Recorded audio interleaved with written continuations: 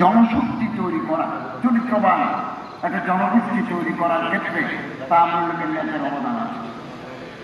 3 নম্বর, সমাজ এবং রাষ্ট্রীয় কাঠামো পরিবর্তনের যে লক্ষ্যবোধ, এটা তামিল মিল্লাত তৈরি করে আসছে। ইতিমধ্যে আমরা তার ক্ষেত্র দেখেছি।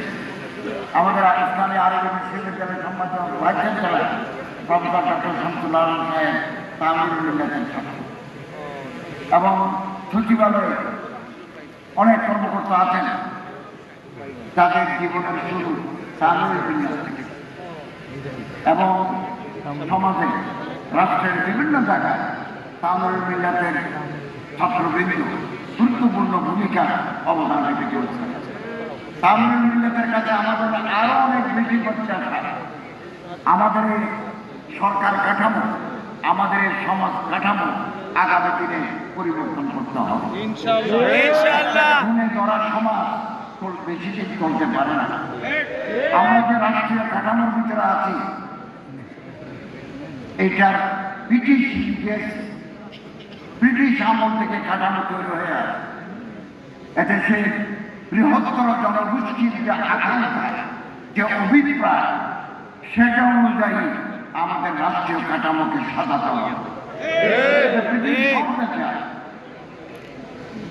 ধার করা কাঠামো দিয়ে চলবে না, আমাদের নিজস্ব কাঠামো, রাষ্ট্রীয় কাঠামো তৈরি করতে হবে।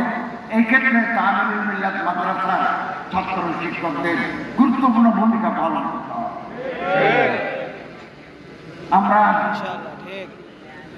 আসুন আমরা স্বপ্ন দেখি, যে স্বপ্ন আমাদের ঘুমাতে দেয় না। ঘুমেই মানুষ স্বপ্ন দেখে, কিন্তু আমরা এমন স্বপ্ন দেখব যে স্বপ্ন আমার আপনাকে ঘুমাতে দেবে না। এবং আশায় মানুষের জীবনটা।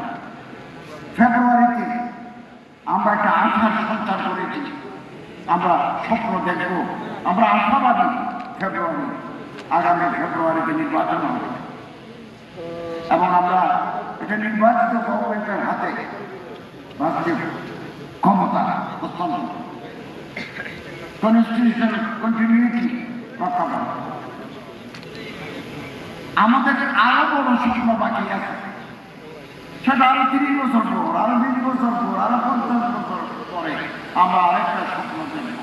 সেই স্বপ্ন হচ্ছে একটা আদর্শিক ওয়েলফেয়ার স্টেট,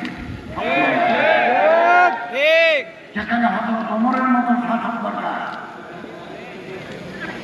কাজী নজরুল ইসলাম আকুতি ব্যক্ত করেছেন,